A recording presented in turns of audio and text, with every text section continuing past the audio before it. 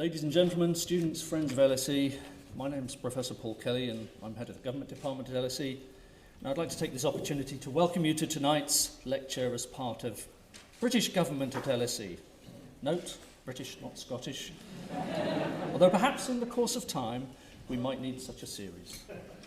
British Government at LSE is an initiative that brings together LSE research and researchers with those who are engaged in government and politics in these isles. It also serves as a focus for an engagement with some of the main players in current British politics. Tonight's no exception. Our speaker tonight needs no introduction, unless, of course, you've never heard of Scotland, in which case the lecture should be interesting. And I should add that when I mentioned to a colleague that I was introducing Alex Salmond tonight, the colleague asked, "Who?" So I thought everybody knows, but apparently not in the LSE. It's a London thing. Okay. Alex Salmond is one of the most recognisable figures in politics in any part of these isles and a dominant figure in Scottish politics. He's Scotland's First Minister, leader of the SNP administration in the Scottish Parliament. Born in Scotland, educated at St Andrews, he's an economist by training, appropriate for him to be here, beginning in 1978 in the Government Economic Service before moving on to the Royal Bank of Scotland, becoming Royal Bank economist in 1984. In 1987, he was elected for the parliamentary seat of Banff and Buchan and became convener of the Scottish National Party in 1990. In 1999, he was elected MSP for Banff and Buchan and leader of the SNP opposition. He stood down in 2001, but returned to Scottish politics and the Scottish Parliament in 2007 as SNP's First Minister. In 2011, he led the SNP to the quite extraordinary achievement of forming a majority administration in a system that's designed to create only coalitions. This is an achievement by anybody's standards. Our interest as British Government at LSE is that LSE remains the focus for some of the most important debates in contemporary politics. And tonight's speaker is a leading figure on perhaps the most important of those debates, namely the very issue about the future shape of government in Britain and Scotland's place in the Union, an issue that I would regard as perhaps in the long term one of the most important, perhaps even overshadowing the current economic crisis. So in those circumstances, ladies and gentlemen, it's my great pleasure to introduce tonight's speaker, the Right Honourable Alex Salmond, MSP, First Minister of Scotland.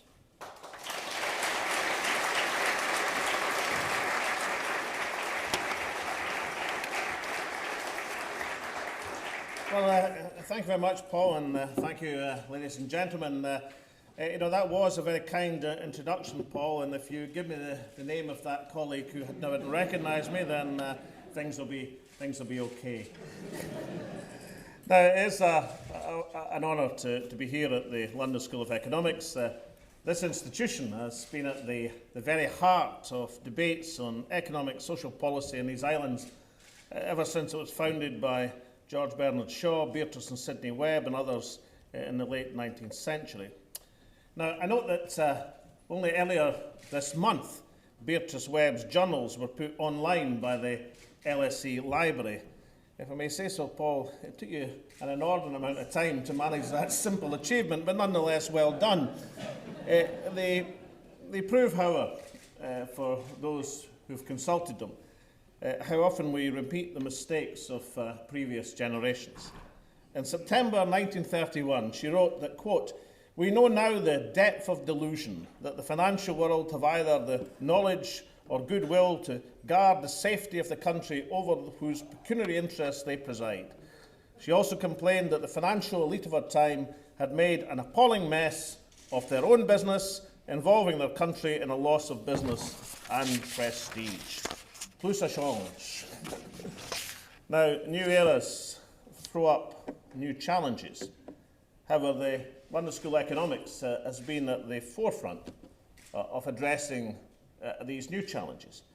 For example, you host the Grantham Research Centre for Climate Change and the Environment, headed, of course, by Lord Stern, whose review into climate change made the point that action on climate change is fiscally responsible as well as morally just. The costs of moving to a low-carbon economy are actually much less than the costs of not doing so. Now, this is an argument that I'm going to return to when setting out how an independent Scotland could play a leading role in the efforts to tackle climate change. But the main purpose of my speech is to set out how Scotland is economically constrained by its current constitutional position and to give Westminster 6 of the best. That's outlining 6 key economic opportunities to support growth and promote jobs that Scotland could seize when she becomes independent. Mind you, the prospect of giving Westminster 6 of the best in other words is not beyond people's imagination, but that's what the purpose of this lecture is about. Firstly, I want to talk about, however, our policy response to the ongoing financial and economic crisis. Now, LSE is again an appropriate place to do this. It was central to the debates about the response to the Depression in the 1930s, when Hayek argued strongly against Keynes and the Cambridge economists. Now, perhaps as someone who's very much in the Keynesian camp on this issue, perhaps I'm speaking in the wrong institution tonight. But nonetheless, the LSE was central to these debates at that time. There is, in my view, something deeply counterproductive about the current United Kingdom government's obsession with austerity. As Keynes was once reported as saying, when the facts change, I change my mind. Perhaps the worst part of the Chancellor of the Exchequer's inability to adapt to changed circumstances. It was never going to be credible or possible to sustain a recovery on export-led growth once it became clear that the United Kingdom's major export market, the Eurozone, was enduring momentous challenges of its own. Indeed, the decision by Moody's on Monday to put the UK's credit rating on a negative outlook is a stark reminder that deficit reduction without economic growth is almost impossible to achieve, regardless of whether you ascribe to the Austrian school or the Cambridge school.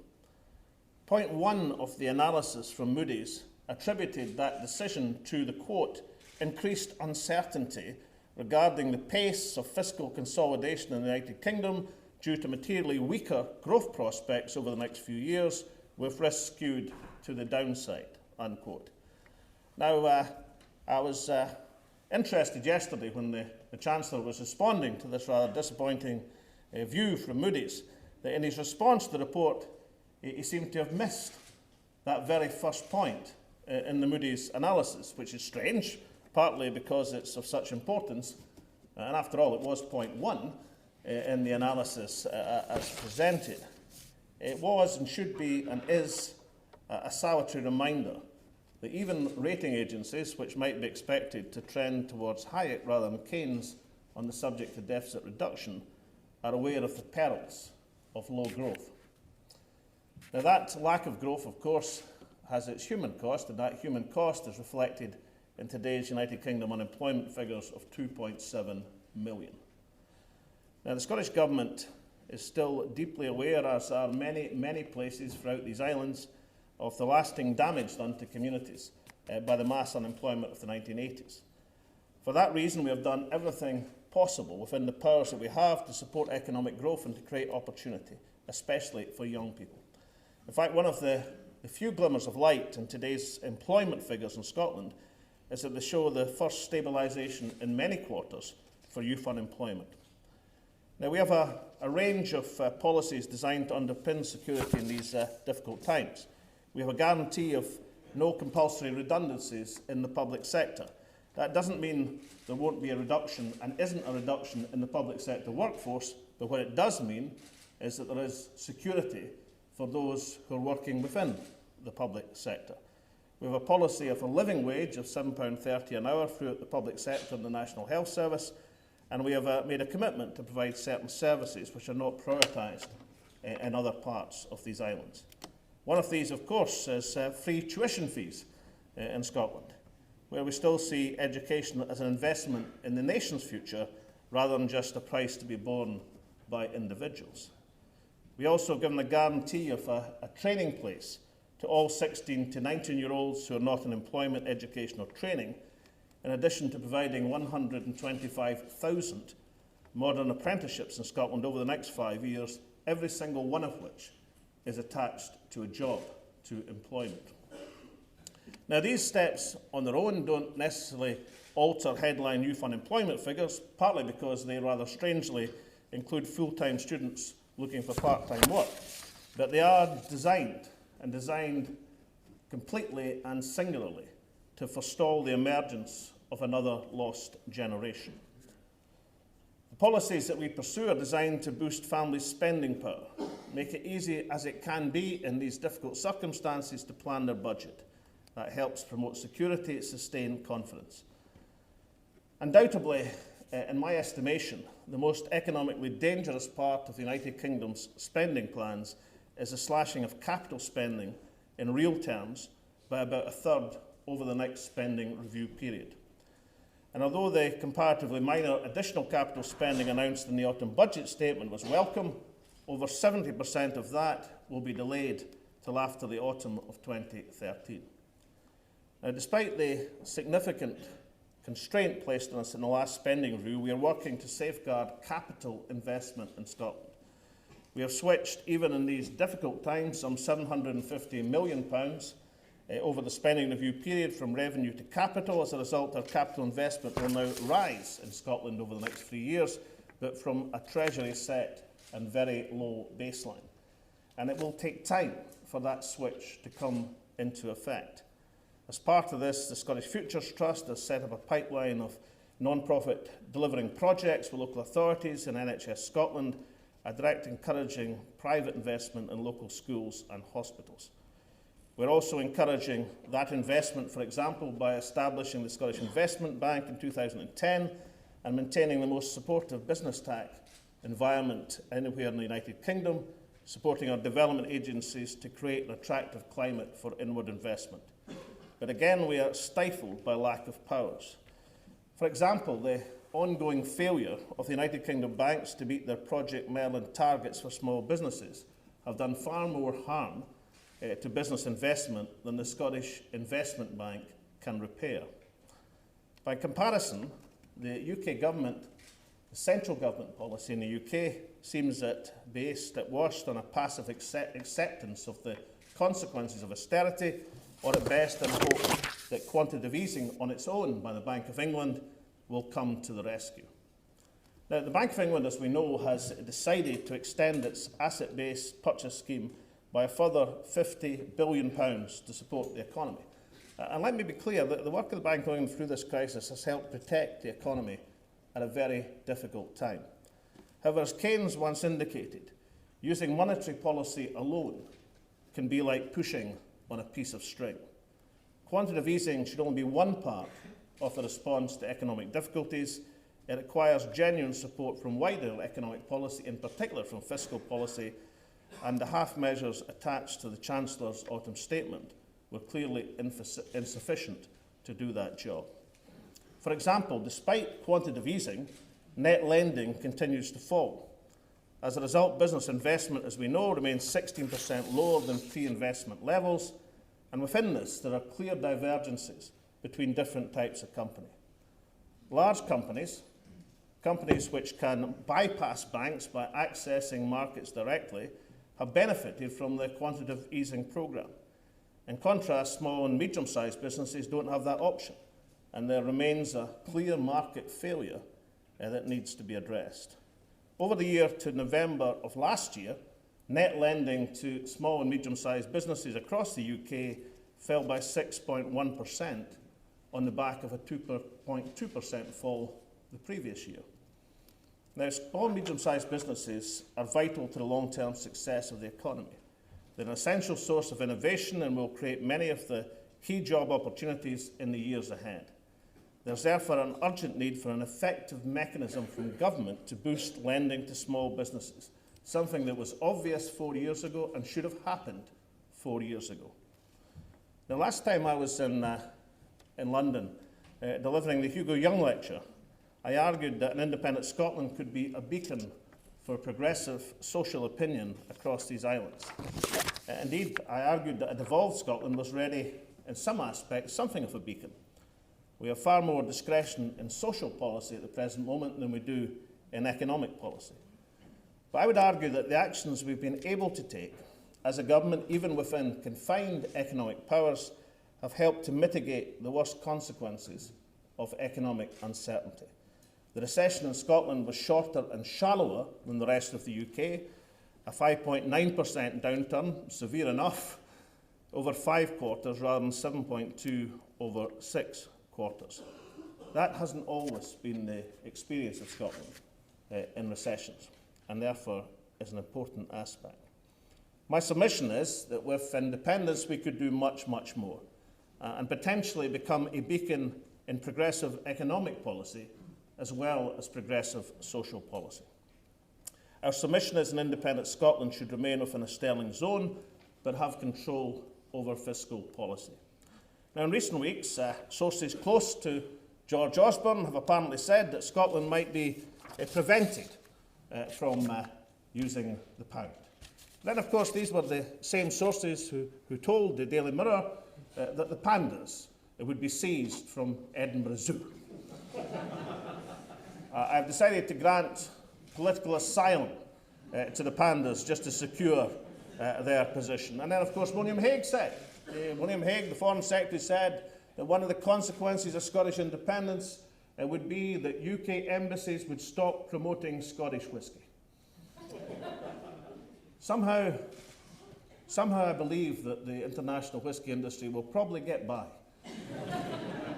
without the support of all of these diplomats at embassy reception. But, you know, this stuff, rather like the stuff on sterling, is nonsensical. No nation can stop another from using a fully tradable currency, even if they wanted to. In addition, an independent Scotland actually has title to part ownership of both the Bank of England and of sterling. Incidentally, the Bank of England was founded by a Scot. I saw his portrait when I visited the Bank of England today. But in addition to this, and maybe this is the real point, why would any sensible minister want to stop Scotland from sharing a currency with the other countries in these islands? The rest of the UK would benefit from Scotland's continued membership of a sterling zone. Oil and gas production boosted the UK balance of payments, not government revenue, but the balance of payments, by £32,000 million in 2010, about half of the UK's balance of payments deficit. And Scottish whisky exports alone, the William Hague may like to remember, contributed almost £4 billion in 2011. There's also another £20 billion or so in other Scottish exports of business finance and export services. So why would any United Kingdom government seriously want to do without the support that those sectors provide for sterling's value? Our onshore economy, never mind our offshore economy, is approximately 8% of the UK's, broadly equivalent to the size of the entire United Kingdom financial sector. And even excluding oil and gas output, we're the third richest part of the UK outside London and the southeast of England. Now we come to the nub of the argument. Some people say a currency union would prevent an independent Scotland from using its fiscal powers. And of course, we would undoubtedly need to demonstrate fiscal responsibility, as any sensible nation does. But Scotland is prosperous enough to stand on its own 2 feet. Indeed, the official statistics, the Government Expenditure and Revenue Scotland report, demonstrates that from 2005 to 2010, Scotland was in a stronger relative fiscal position in the UK by a total of £7.2 billion. And last weekend, a study by the Independent Centre for Economic and Business Research, a body which not always has been favourable to the Scottish National Party in the past, confirmed that Scotland receives no net subsidy from the Treasury. So Scotland would therefore be able to meet any fiscal obligations of a currency union. Scotland and the UK and the rest of the UK have very similar economies in terms of prosperity levels. Even in the non-oil economy, Scotland's productivity is virtually identical to the UK average. Therefore, a currency zone for Scotland and the rest of the UK would be a very different creature from the Eurozone, which cover territories from the Ruhr in Germany to Kalamata in the Peloponnese. Actually, saying that makes me think that Kalamata sounds rather attractive, a place where olives grow. But unfortunately, its productivity in industrial terms is somewhat less than the Ruhr Valley. A sterling zone would make sense for Scotland and for the rest of the UK. Indeed, a recent opinion poll have showed majority support for that in both Scotland and England. So let's assume that no sensible person would argue against a currency zone. What independence would give Scotland is the ability to set our own fiscal and economic policy within the context of a stable monetary policy. It would give us the flexibility to provide specifically Scottish policies for specifically Scottish challenges. And above all, it would allow us to promote sustainable economic growth. Now, tonight, as I said, as I promised, I would give the UK government 6 of the best by outlining just 6 examples of the fiscal opportunities that an independent Scotland would have at its disposal. The first of these is capital investment. Now, I've already laid out how we are struggling, making sure that we act to mitigate the major decline in capital investment, which is the consequence of the Treasury's approach to these things. With determination that we have to safeguard such investment, and of course most countries can use borrowing powers for such purpose.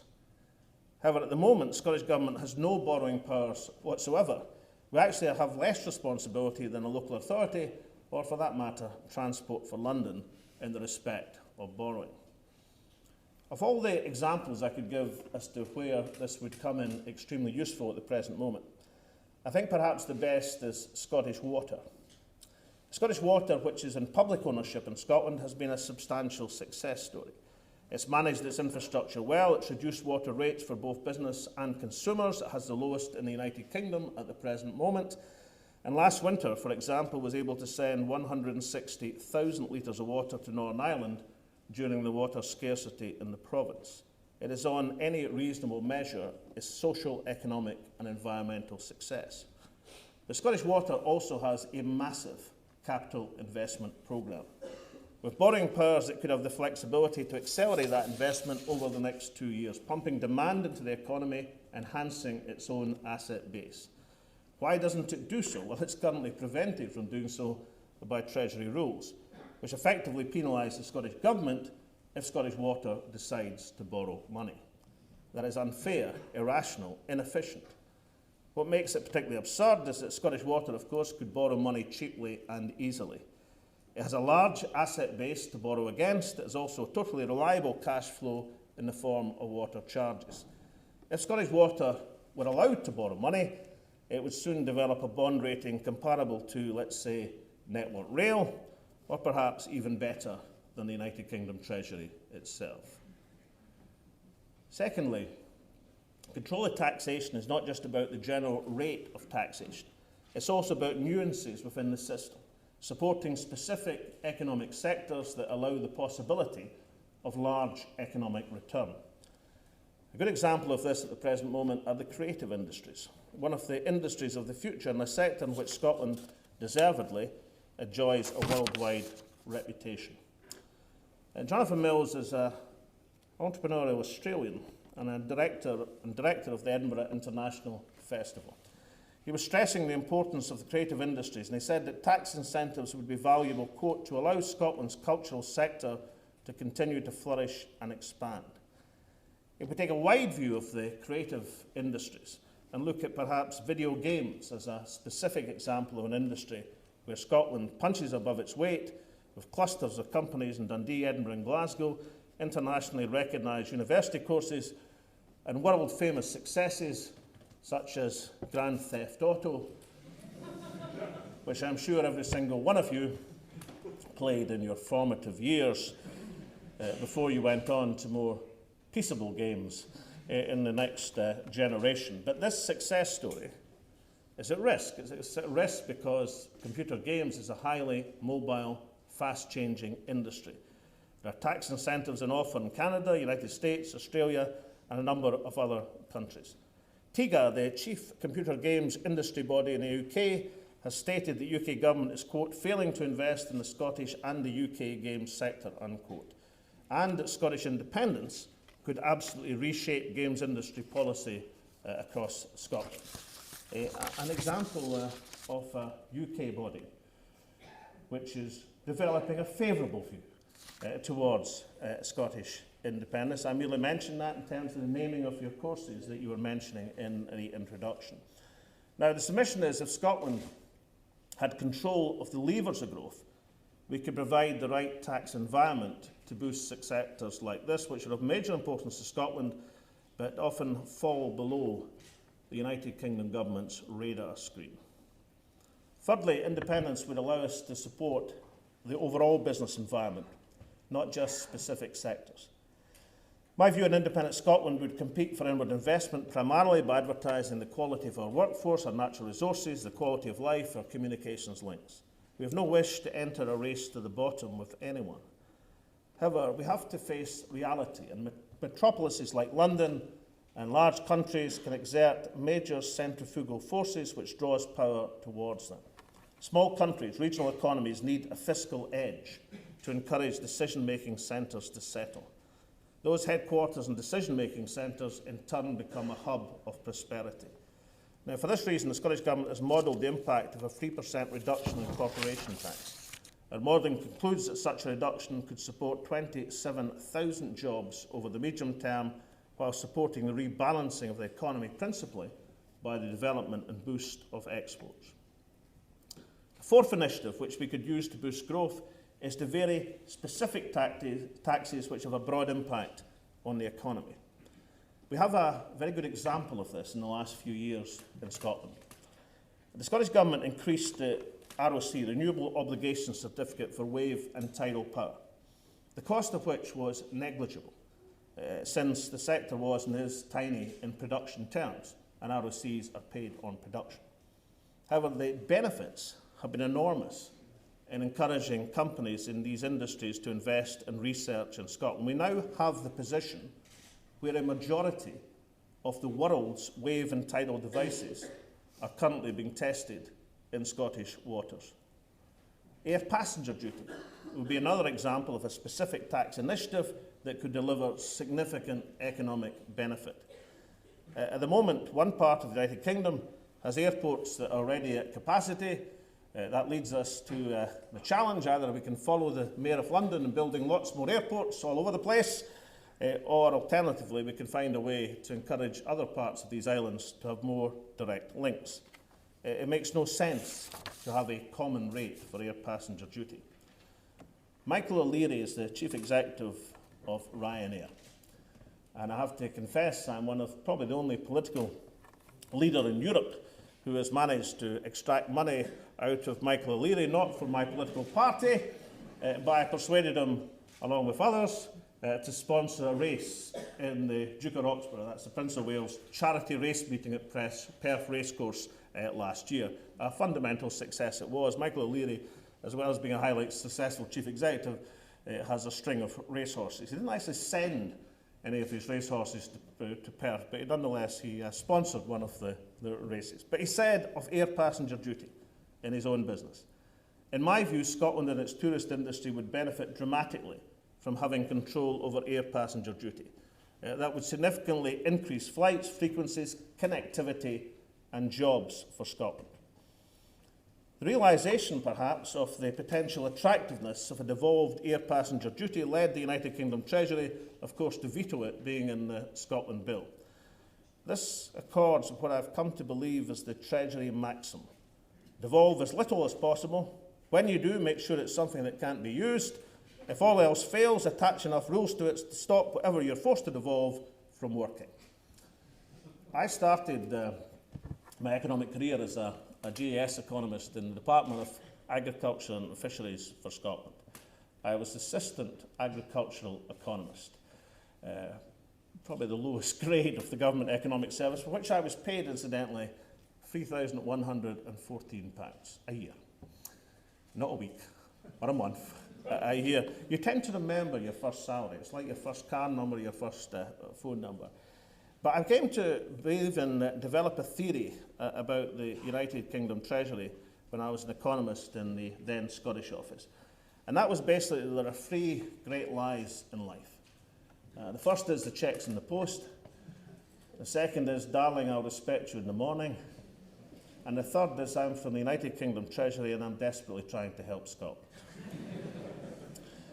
The Treasury's approach to air passenger duty and its non-devolution holds this maxim still to be true. The fifth additional opportunity we could seize under independence is to make the best possible use of energy resources. And note I say energy resources, not just hydrocarbon resources. These resources are unparalleled in the European continent. We have 25% of Europe's tidal power potential, 25% of its offshore wind potential, and 10% of its wave potential. That's not bad for a nation with less than 1% of Europe's population.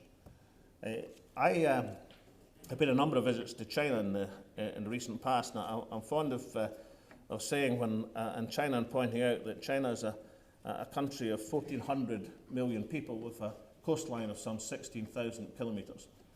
Scotland is a country of 5.25 million people with a coastline of 14,000 kilometres, hence the quarter of Europe's offshore marine, tidal and wave and offshore wind potential.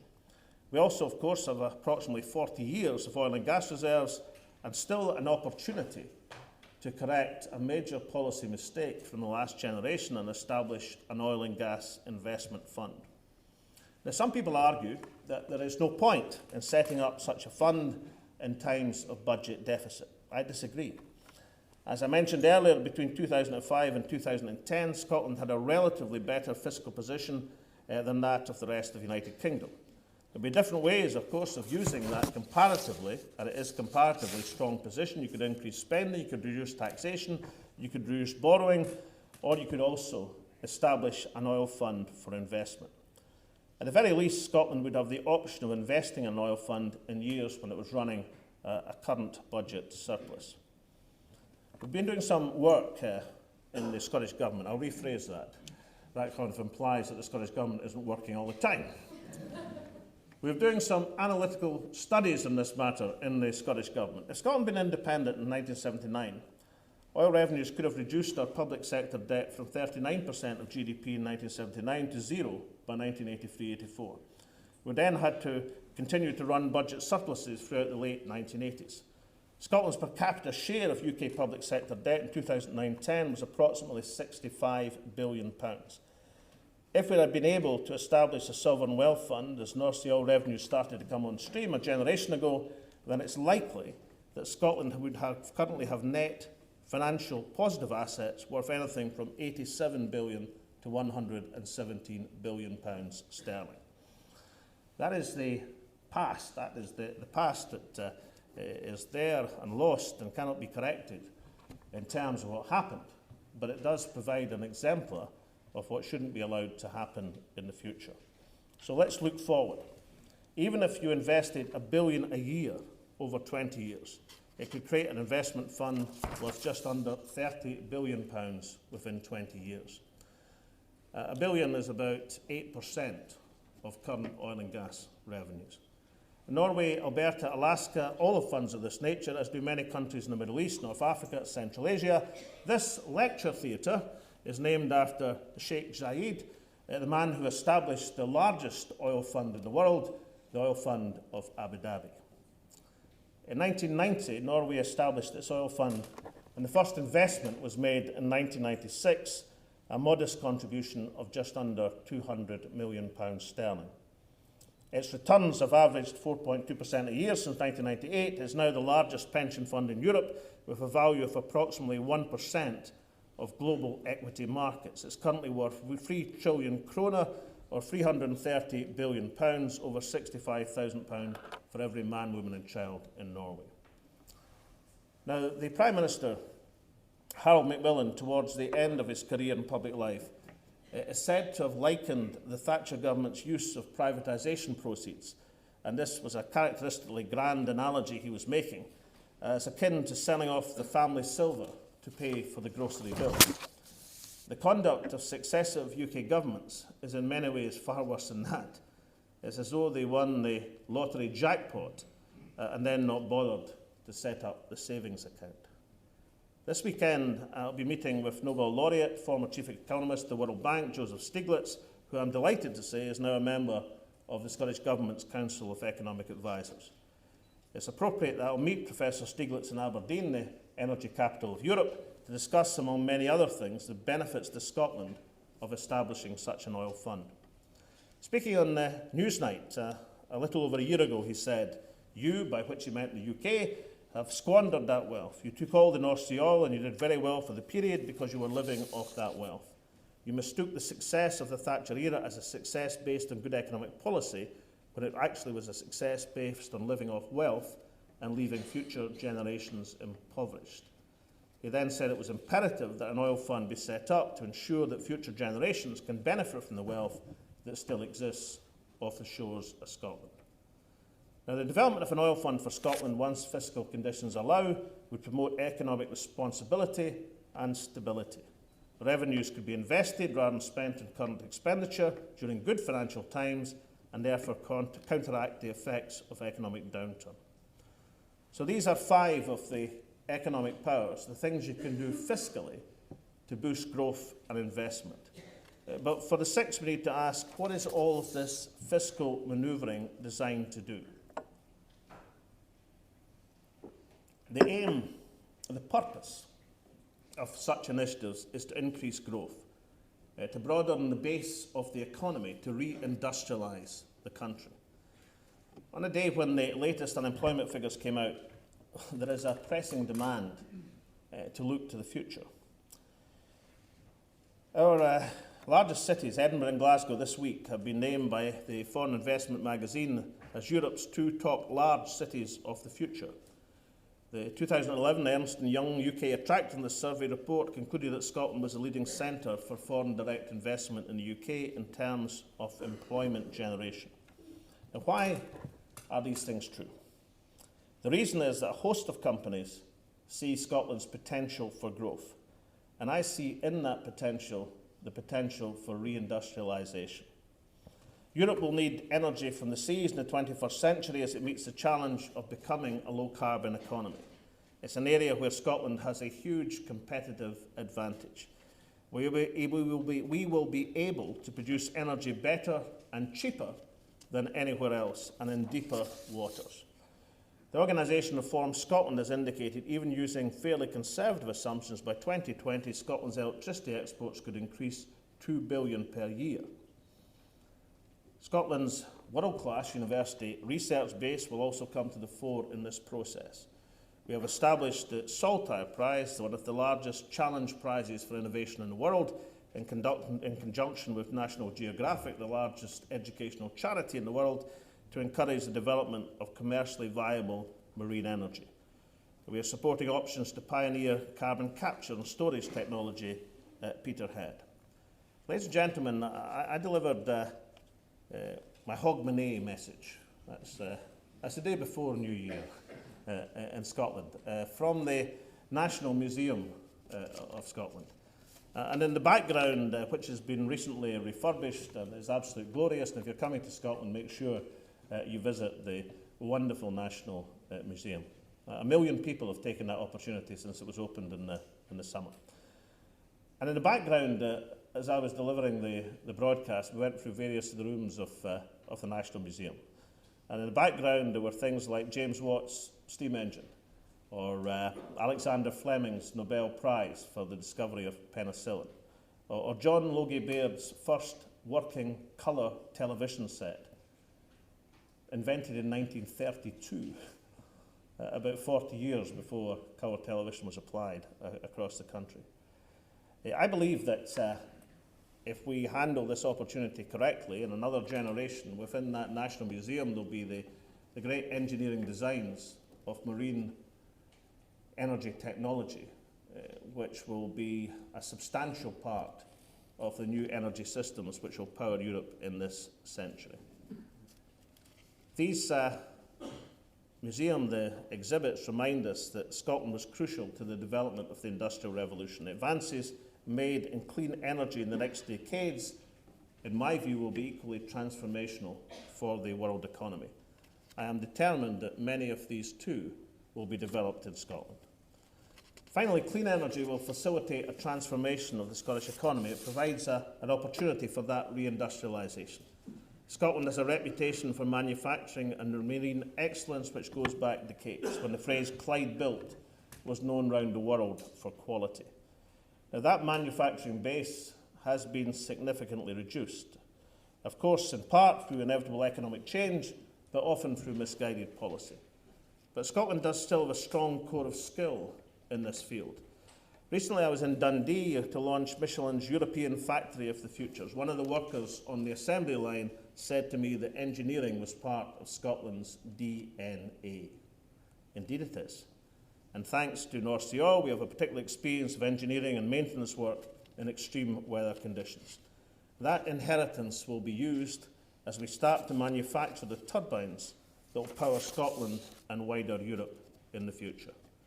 Major international companies such as Mitsubishi, Gamesa, Samsung, ABB, Alstom, E.ON, Vattenfall are already working with leading Scottish energy and engineering companies such as Scottish and Southern, Scottish Power, Clyde Blowers, the Wood Group and Global Energy to invest in the development of pioneering wind and marine energy technologies.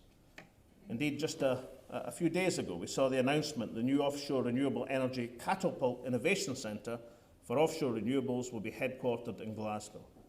That announcement builds on the £90 million engineering centre for Strathclyde University announced by the Scottish Government and Scottish Enterprise last year.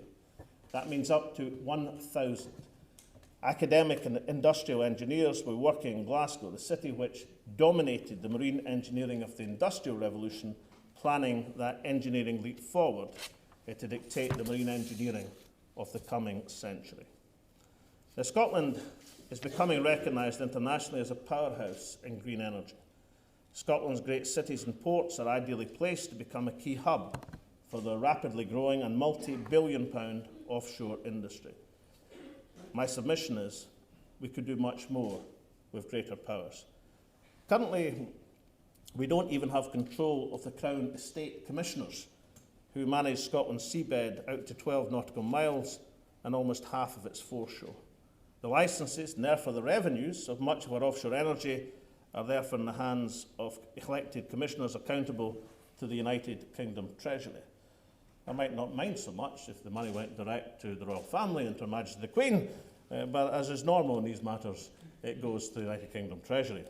Devolving control of Scotland's seabeds is a key ingredient of delivering the full benefits of the marine energy revolution for Scotland, ensuring that the benefits can be widely shared across communities. But as we try to reindustrialise Scotland, it's ironic that a party which was responsible for much of the deindustrialisation of Scotland is decrying those ambitions. Conservative Party attacks on renewables are actually an attack on existing and expected jobs which are hugely required given the economic record of successive Westminster government. It is a campaign of economic vandalism which hasn't been seen for many years.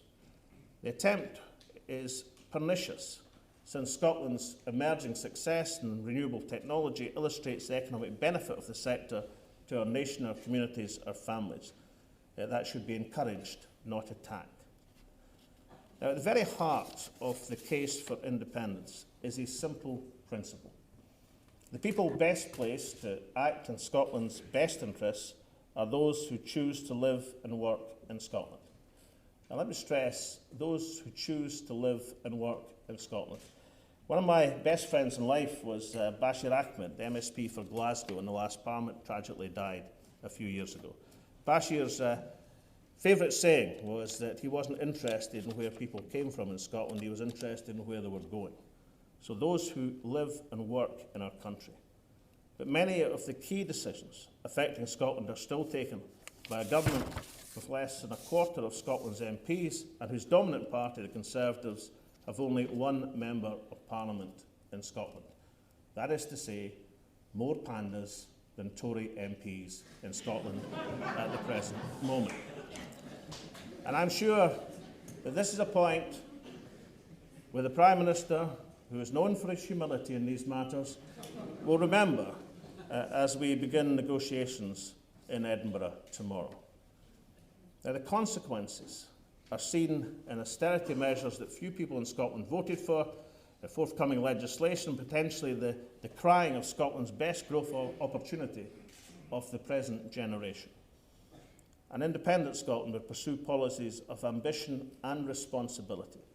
We would use Scotland's natural resources, the skilled workforce, to build a sustainable economy.